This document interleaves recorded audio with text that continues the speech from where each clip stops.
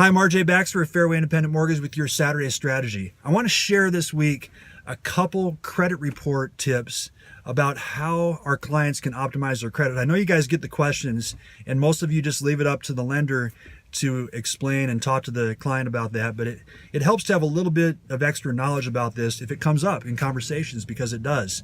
So first of all, most lenders have a minimum credit score. Let's say, for example, with Fairway, 600 minimum credit score, FHA and VA, 620 conventional. But how do you advise people on that and some things? Let's say they're close. What can they do?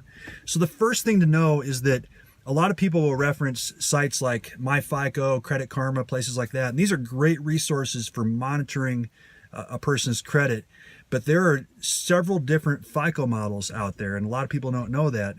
And the FICO model used by sites like Credit Karma is more of a consumer-driven FICO model.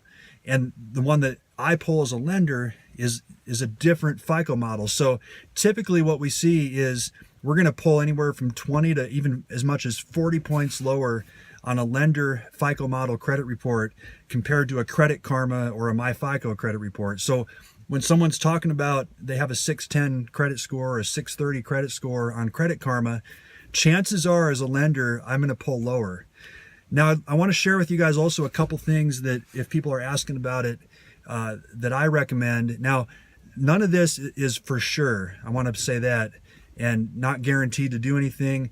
And the credit agencies, they don't publish how the credit model works. So these are just theories as to the kinds of things people can look at. So the first is, a lot of times folks that have a lower credit score, they ask about collection accounts. Should we pay them off? Well, the key with collections is only pay them off if the creditor is going to delete it from your credit report, because otherwise what happens is they pay it off and it becomes an account that was active this month.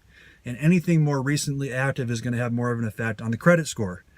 So even though it's paid off, it's still a negative credit line. And by being active this month, it in most cases will drop that person's credit score in the short term. Another thing on active credit accounts that can help people is if they have let's say they have an older credit card that they haven't used for years and it's still open, use the credit card. Just pull it out, use it, charge a tank of gas, pay it off.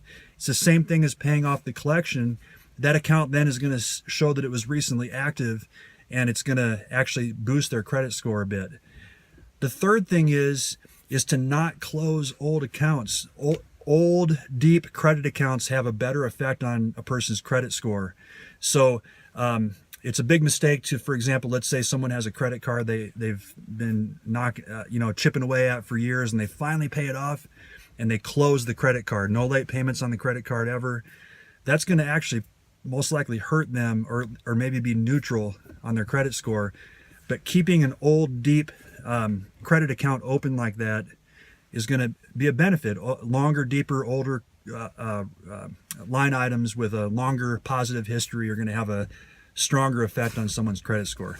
So hopefully that helps you guys out when you're out there in the field. Now, if you have clients with more in-depth questions, that's where I come in. I can help advise them on their credit. We can take a look at their credit, analyze it, see what kinds of things we can do, and see what kind of a loan they qualify for. So just give me a call in the office if I can help with that.